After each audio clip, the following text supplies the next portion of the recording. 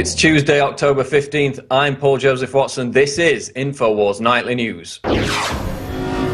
Tonight, the U.S. Senate says the right to keep and bear arms, the Second Amendment, is now debatable. The EBT card shutdown showcases the dangers of dependency on the government. Then, is the Obamacare website crashing to keep the true cost of socialized health care hidden? And is MSNBC editing footage of the veterans protesting in D.C. to distort their motives? All this and more on the INFOWARS Nightly News.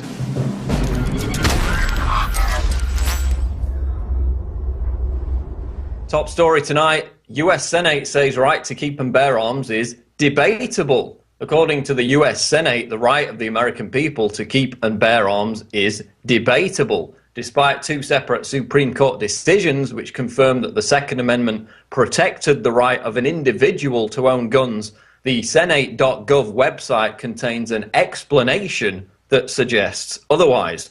In a bizarre clarification of the Second Amendment, the Senate website reads, quote, "Whether this provision protects the individual's right to own firearms or whether it deals only with the collective right of the people to arm and maintain a militia has long been debated." That's the quote. So the very body concerned with upholding and protecting Americans' rights under the mandate of the Constitution, the US Senate, refuses to fully acknowledge the fundamental right to keep and bear arms under the Second Amendment. And that's merely scratching the surface. This so-called guide to the Constitution reads like a signing statement for the Bill of Rights. You'll recall those signing statements under Bush where he would just interpret a law any way he wanted. Well, the Senate has now done the same, basically, for the entire Constitution. This article only covers the Second Amendment angle. We're going to have more on the other sections which the Senate feels it needs to reinterpret, and those reports will be coming out soon. EBT card users threaten Rodney King-style riots. While some people reacted to the failure of the electronic benefit trading cards system on Saturday by looting Walmart stores, others raised the prospect of more widespread riots if the system goes down for a sustained period of time. They better resolve something, because if it stays like this, there's going to be an uproar in the city of LA. Like what? A Rodney King, baby. All again, right? Yep. That was the reaction of one Skid Row resident, while numerous others took to Twitter to express similar sentiments. Considering that Walmarts were being looted just hours after this EBT downtime, imagine what a 5-day delay in food stamps would cause. That's the potential fallout from a US debt default, which could occur by the end of this week. Moving on, hidden messages in new $100 bill. A video blogger claims there are hidden messages in the new $100 bill which warn of future nuclear devastation in the United States. Remember, of course, the $20 bill, which if you folded it over, appeared to show the attacks on the Pentagon and the World Trade Center. That was issued in 1998, 3 years before the 9/11 attacks. Well, now, according to Jonathan Kleck, the new $100 bill contains images of nuclear devastation and day-after-tomorrow-style flooding of New York City. So while some are going to read all kinds of symbolism into this, I see it more speaking to the human appetite for apocalyptic fervor and kind of prophecy pornography. It's in that vein. It's debatable. You have to use leaps of imagination and logic to see it. But there's no doubt that people are interested in this. I mean, the one video from Kleck has got something like 150,000 views. So people are fascinated by the supposed symbolism in the $100 bill. The full clip is on the Prison Planet Live YouTube channel, so make your own mind up. Steve Watson reports on Infowars.com. Obama operatives' anti-Tea Party protest draws dismal numbers. An anti-Tea Party protest today at the Capitol building in Washington, D.C., organized by paid Obama operatives, drew numbers so small that many couldn't even find the protest they were supposed to be taking part in. The economic action event, billed as an anti-Tea Party shutdown protest, was put together by Organizing for Action, the social welfare Obama support group. So we saw with the Million Vet March this past weekend, thousands of protesters descend on Washington, D.C., carry off the barricades, as they're known, from the war memorial, the World War II memorial, dump them outside the White House. Of course, then we saw the riot cops sent in, examples of police brutality, which Rachel Maddow and MSNBC later edited deceptively to hide. And basically that protest, even though it was epic in terms of some of the images that were coming out there, drew basically no media attention whatsoever. Well, this Obama protest is not going to draw any media attention either, because basically nobody showed up. Moving on now. Girls threatened with hate crime charges for complaining about transgender bathroom harassment. Does the right of people who identify as transgender to sexually harass girls in public bathrooms trump the privacy rights of the girls being subjected to that harassment? Yes, according to a Colorado school. Female students at Florence High School were threatened with hate crimes charges when they complained about being harassed by a transgender boy in the girls' bathroom. The school ardently sided with the transgender student and suggested that the girls stop using most of the female restrooms if they had a problem with it. After both parents and female high school students complained, the students were told they could be kicked off the athletic team and even hit with hate crimes charges if they didn't stay silent about the issue. And again, this is another example of how political correctness in the name of protecting the rights of a minority, in this case the supposed right of a transgender student to harass girls in public bathrooms, serves only to violate the rights of the vast majority. Finally now, this is out of Forbes. Obamacare's website is crashing because it doesn't want you to know how costly its plans are. A growing consensus of IT experts outside and inside the government have figured out a principal reason why the website for Obamacare's federally sponsored insurance exchange is crashing. Healthcare.gov forces you to create an account and enter detailed personal information before you can start shopping. This in turn creates a massive traffic bottleneck as the government verifies your information and decides whether or not you're eligible for subsidies.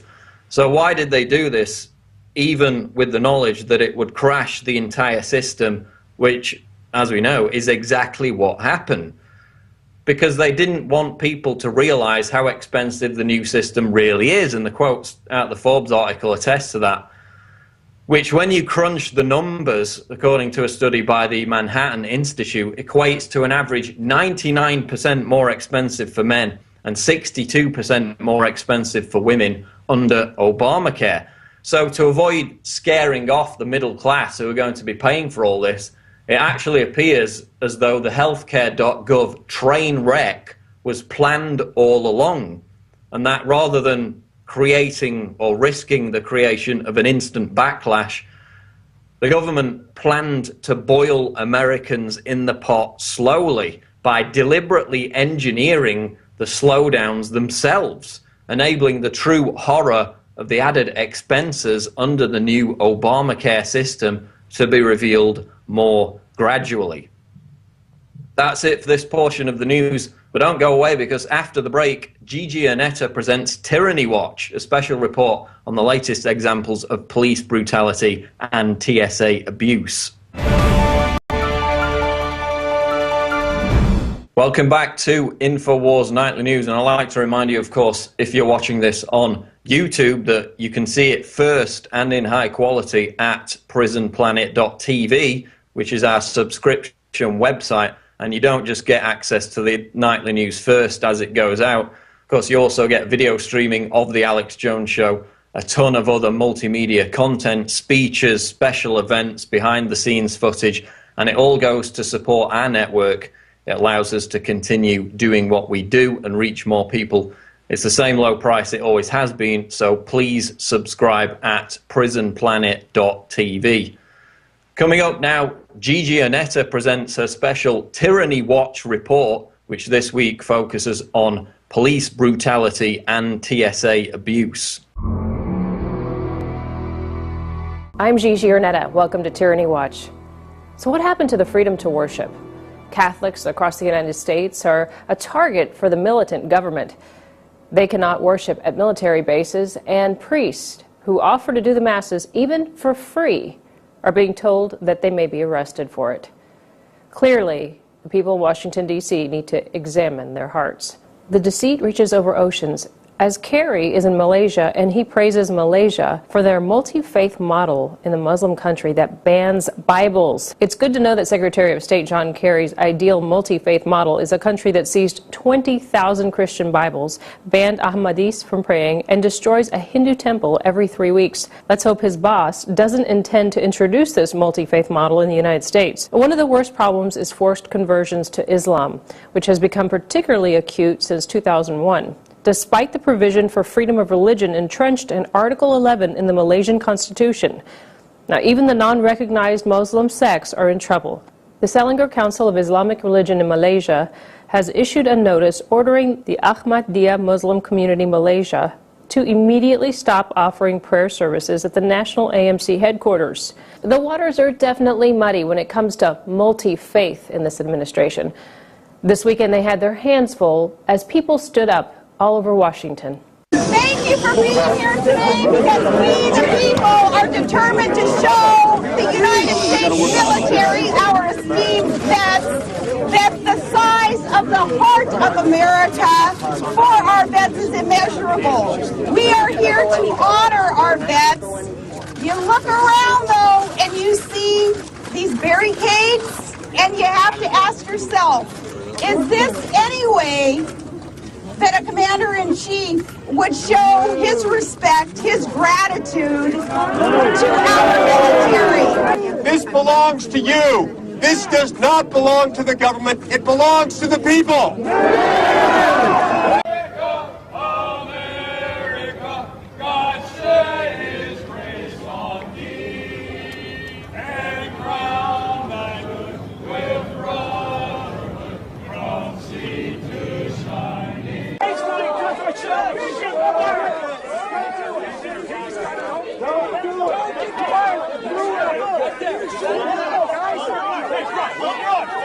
There always has to be a bully cop or a bully government official.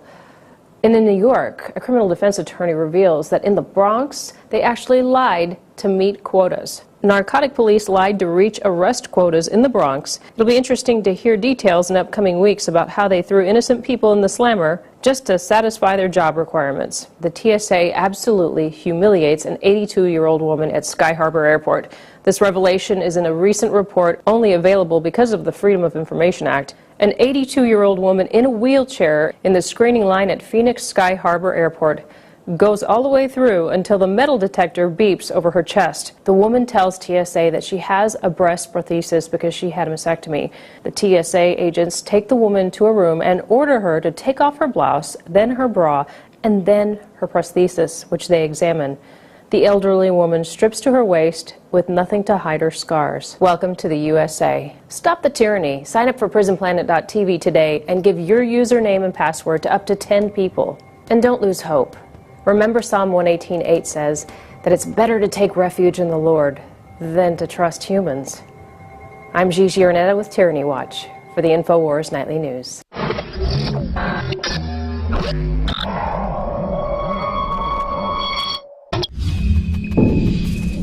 Stay tuned, because coming up, David Knight talks to Joel Gilbert about the political scandal surrounding New Jersey Senate candidate Cory Booker. That's coming up next on INFOWARS Nightly News. Well, tomorrow, Wednesday, October the 16th, there's a special election to replace deceased Senator Frank Lautenberg, who died in office earlier this year. Now, one of the candidates there, Cory Booker, is the mayor of Newark, New Jersey. And although he was in the city council for 4 years and 7 years as Newark mayor, we just learned from Joel Gilbert and Charles Johnson that a lot of people have a question as to whether or not he even lives in Newark. Welcome, Joel Gilbert. Tell us about this viral story. What made you think that he didn't live in Newark? Well, we had multiple reports. Charles Johnson, who's an independent investigative journalist here in Los Angeles, and I had been monitoring the election between Cory Booker and Steve Lonigan, and we'd had multiple emails and reports from residents of Newark that Cory Booker was never there. He was never in town. And what first piqued our interest is the repeated claims by Cory Booker that he was a type of Batman figure. He would show up at the scene of police events, high-profile events, and claim to arrest people, save people from burning buildings. Really? And, claim to be rescuing people on the streets. And then we noticed that his campaign slogan was, quote, Cory Booker does not run away from problems, he runs towards problems. So it seemed obvious that he was trying to create this narrative. Maybe he's a New York firefighter. Well, I don't think so. I think he's trying to, we thought that he was trying to prop himself up by overcompensating, that he's always the man on the spot, he's always there. So we decided to go to Newark and talk to people and investigate the truth. How can this be that this particular mayor saves dogs from freezing on the porch? He claims to have rescued a woman from a burning building, and on and on. So as soon as we hit the streets and started speaking to people, we found out two things. They all claim that Booker is never there, and that he simply rides around in the car either with the police or with a police scanner and shows up at high-profile events and then claims to somehow be involved and save the day. So this is why we went there, and we discovered not only that most of these scenes of personal heroism were phony, but that Booker is really never seen in the city, and he does not live at the addresses which he purports to live at. Yeah, and he filed for Senate, and there are 6 people that filed for Senate. Now, he used a P.O. box when he filed for Senate. Now, one of the other candidates as well used a P.O. box, but he has 2 residences that he claims are in Newark, 435 Hawthorne and 19 Longworth. Did you go to both of those, and what did you find? That's correct. He actually had a third as well, which was a crack house, which we went to and was boarded up, and we found that he had recently sold for $1 and owed back taxes. The other 2 residences, the 435 Hawthorne, we went to. We spoke to several neighbors, including a woman named Tashay Thomas and James Sharp, and they said, we're here every day. We saw him one time in 2009. He does not live here. He's a liar, quote unquote. We saw a man in the window and spoke to him. He said his name was Officer Martinez, and I asked him if he was a tenant. He said no, that he's a security there. So it was pretty clear that Booker was nowhere to be found near that location. Then we went to 19 Longworth. There's a police car in the driveway. A policeman answers, and as shown on the video that I produced and put out on YouTube and in the Daily Caller, the policeman says that Booker doesn't live there. He hasn't seen him. He doesn't know when he'll be there. So in response to this, yesterday, the Booker campaign said that Booker moved from Hawthorne to Longworth 2 weeks ago, which makes no sense. Number one, why would you plan a move in the middle of a Senate campaign? The fact that when we were at Longworth, the policeman there had not seen him or knew when he was around. So I think it's a shell game. He has multiple, he claims multiple residences and keeps 24-hour security at these multiple residences so that the neighbors won't suspect that he's never there. They just think, well, he must be, you know, at the other house. So many questions arise. Why does he have 24-hour security at 2 separate locations? Right. Now, one of these people that you talked to said that they were a census taker, and that when they went to get information at one of those addresses, that they were told that it was a police station. Which address was that? At 435 Hawthorne, one of the census workers, Cassandra Dock, said she went and knocked there and was told by the police that it was a police station. Now, the officer we spoke to there, Martinez, said that that Booker did live there. It was his house. But then Booker said the next day that he had moved. So you have to wonder, why was this officer hanging out there, 24-hour security, if he really had moved? So we find all of Booker's explanations to be disingenuous, and most residents believe that Booker lives in New York City, and he's simply using the Newarkans, the residents of Newark, to further and launch his political career.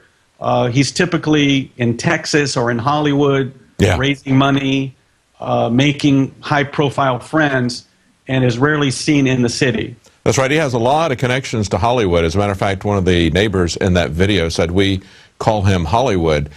His big supporters are in Hollywood, and of course he has very close ties to Obama, who himself has some questionable background issues and a very changing story in his own personal background. And so we see this again with Cory Booker. That's very disturbing when we don't know anything about these people that are getting elected to very high office. Well, that's a phenomenon, a very dangerous phenomenon that I've chronicled in my film, you know, Dreams from My Real Father, where I showed that Barack Obama's personal and political background are very, very different from what he claimed. He claimed that his father was a goat herder from Kenya, and he was uniquely qualified with this background to bring people together in compromise. I showed that his real biological father, who became his ideological mentor, was a Communist Party USA propagandist named Frank Marshall Davis, who was also a Soviet agent. Now, Obama admits that he was raised by this guy, but claims that it was just a friend of the grandfather. So we have Cory Booker, almost an Obama clone in some sense. We don't know where he lives. He claims all these fantastic stories of saving the day and being Batman and rescuing people from burning buildings, but the media refuses to question this narrative. They refuse to question it. Now, Charles Johnson wrote the article, and I did the video on this investigation, and already the next day you have Slate Magazine, Media Matters attacking us. Absolutely. It's gone viral. It's a big issue. Well, we're out of time, Joel Gilbert. Tomorrow is the election, and we'll see, but he certainly does have some connections with Batman, even if it's just his secret identity and his hidden lair, right? Thank you very much. I think I found that Cory Booker's potential voters were not motivated. They all hated him, and that Lonigan's voters were highly motivated. So I think it's going to be close. I think it'll be close. All right. Interesting to see. Thank you very much. Interesting report. Thanks for having me. Well, it'll be interesting to see what happens in that special election tomorrow, but we already have a powerful politician whose background has a lot of question marks, so we're not allowed to investigate. But Joel Gilbert did investigate it, as he mentioned in this interview, Dreams from My Real Father, and that's available at InfoWarsStore.com. It goes into Obama's background, and it is something that you ought to be concerned about when we have people elected to the highest offices in the land and we know nothing about them. That's a very frightening prospect. That's not transparent government like we need to see. Well, that's it for tonight. We'll be back tomorrow at 7 Central, 8 p.m. Eastern.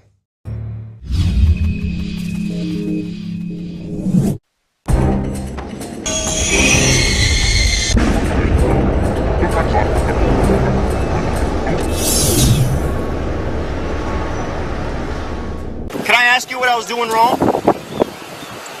Until I can find out you can legally have a gun. So you can just stop anybody in the world for rudely displaying, yes. Oh, how am I rudely displaying a gun? I'm walking. My name's Jonathan Garcia. I'm with Open Carry Texas, and I'm out here today to show my support for Master Sergeant C.J. Grisham. The Master Sergeant who was unlawfully arrested and disarmed over in Temple. His trial starts today. How are you feeling about the proceedings so far? Well, it's all been procedural right now, just picking a jury. I don't think I have anything to worry about. The facts are on my side, and the case is going to unfold that way, and I'm going to walk out of here a free man, and then I can begin to hold the people accountable that put me through all this. They asked the jury who was familiar with the case, who had seen the video. About half of them stood up. I think it was more than half. I think it was like 80% of the people stood up and said they were familiar with the case. So do you think that's good, bad, indifferent? You know, it's hard to tell. There are a lot of people who are familiar with the case that completely believe that I'm in the wrong. I call them statists, and then there are those that saw that I wasn't doing anything wrong at all. I call them constitutionalists. Saturday, open carry march on in San Antonio, line in the sand. We're going to be from 10 to 1 o'clock. We've got over 1,000 people coming, and it's going to be a great big event. All kinds of groups and organizations coming together to spread the word about open carry. So be there, San Antonio at the Alamo, 10 o'clock this Saturday, October 19th. Name's Dave Matheny. I'm the owner, Silencer Shop. For the people who don't know, what is a silencer or suppressor? A suppressor is just like the muffler on your car. In fact, the first car mufflers were actually firearm silencers that had been attached to cars to make them quieter. Now, the technology in car mufflers has moved on, partially because they're not so heavily regulated. But essentially, all it is taking the expanding gases that create the blast out of the end of the muzzle and allowing them to expand in expansion chambers and essentially lessen the sound. The silencers they're not silent, right? In fact, in a lot of cases, what you're really shooting for is hearing safe. And I've read a lot, like on that Wall Street Journal article, there were people who would comment, that's horrible to have a silencer because I want to hear you coming if you're shooting at me. And that what they don't realize, even in that article, it mentioned like on an AR-15 with a top-of-the-line suppressor, you're quieting the gun down to the level of a jackhammer. Now these are your typical AR-15 suppressors, 5.56 millimeter on this left-hand side or your right-hand side of the case. These are all going to be quick attach, so they'll just quick attach onto an AR-15. Do you think all this new regulation is necessary? Oh, not at all. Basically, what you're talking about with suppressors in general, it probably is the most highly regulated item in the firearms market already. And when you consider that it's really nothing more than a safety device, it's the regulation that's already there could be considered to be kind of ridiculous. This is a .338 Lapua. It's a Desert Tactical.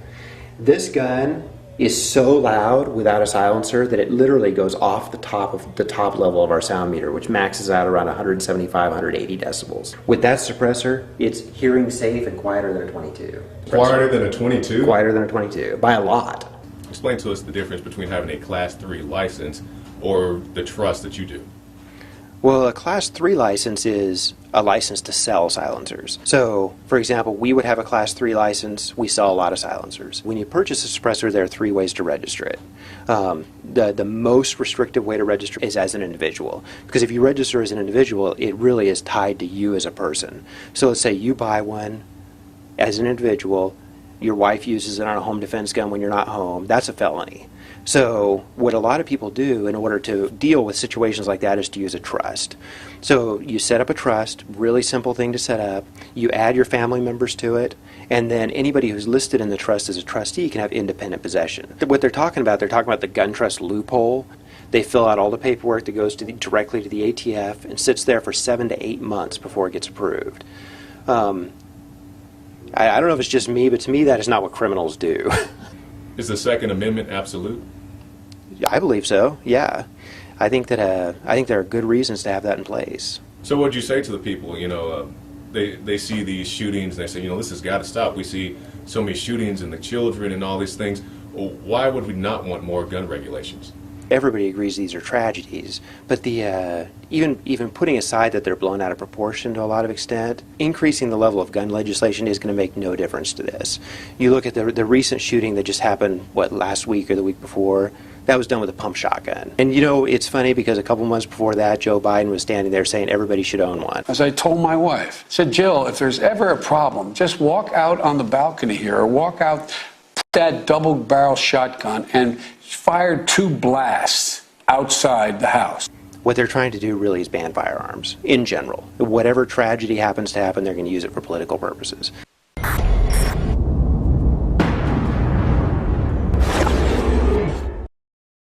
Why is nascent iodine so important? Nascent iodine is so important because it goes directly to the thyroid. It's not bonded to a salt, which means it doesn't have to be broken down, and it's the most usable form. It's what the body uses. It's what the body is designed to use. If you have low energy levels, if you have pains, if you have thyroid problems, if you don't feel up to par, well, they've proven now that the fluoride and a lack of iodine causes a decreased IQ because you have all this stuff that builds up inside your system and builds up and builds up. And that's why some people, when they start taking iodine, will have what's called a Herxheimer reaction or a detoxification reaction. But that's a good sign. That means you're detoxifying all that fluoride buildup, the mercury buildup in there, the bromine buildup in your system, and the chlorine buildup in your system. You don't want those things. All of those things have been proven as carcinogens. That's one of the reasons prostate cancer is on the rise, too, is because prostate takes up iodine. And the men that are lacking iodine causes the prostate to become cystic and causes the prostate to swell and eventually leads to prostate cancer. There's been an extreme rise in polycystic ovarian disease, PCOS, with women, fibrocystic breast disease, because iodine is stored in the breast tissue, the ovaries, the prostate glands in men. It's utilized by every single cell in the body. Why does this almost taste good compared to other iodine that tastes horrible? That's because it's real iodine atomic form. We wanted something that's going to go straight into the bloodstream and straight into the thyroid gland. We wanted to put it in a vegetable glycerin base. That's a USP kosher certified vegetable glycerin base. And that product is not tested on animals. It's vegan friendly. It's gluten free. It's GMO free. Of all the things I've done, Nascent Iodine was just absolutely amazing. So we developed with Dr. Group a double strength, low price. InfoWarsLife.com, Survival Shield, the Atomic Nascent Iodine, available right now. Introducing Pro One. All of your filtration in one system, portable, on the go. No more do you have 2 or 3 filters to just reduce sodium fluoride. You have a system that cuts out the sodium fluoride and up to 95% of hydrofluorosilicic acid. Advanced manufacturing technology combines silver-impregnated white ceramic with new Aquamedics advanced media for removal of fluoride and other heavy metals, all in one filter element. It is the only one that does it, and out of the gates, we have it discounted at 10% off with promo code WATER. This is the only system that in one unit helps reduce or remove pesticides, herbicides, chloramines, ammonia, and chlorine, hydrofluorosilicic acid, the most common form of fluoride not covered by other fluoride filter brands, and sodium hexafluorosilicate. Get your Pro Pure with the new Pro One filter today at InfoWarsStore.com or by calling 888-253-3139. Many anthropologists and archaeologists believe that before man even discovered the power to harness and use fire, we were involved in agrarian activities. That is, taking the seeds of plants and then replanting them to produce more. The very foundation of our modern civilization and human culture is centered around the planting and cultivation of edible plants. Here are some of the amazing deals at InfoWars Seed Center at InfoWarsShop.com. The Survival Seed Vault by My Patriot Supply features only the finest survival heirloom seeds for a robust and hardy garden, even in the toughest times. We also have starter varieties of the deluxe seed packages for fruit, salad, salsa, peppers, medical herbs, and more. Go to the InfoWars Seed Center at InfoWarsShop.com. And remember, the revolution against tyranny is growing.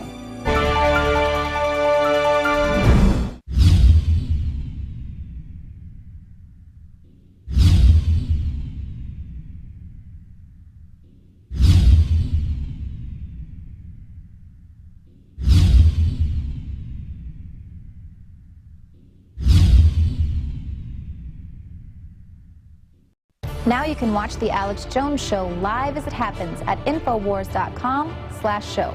You'll find links to all of our content there and a free 15-day trial for Prison Planet TV. More than 60 movies and documentaries all in one place at Infowars.com/show.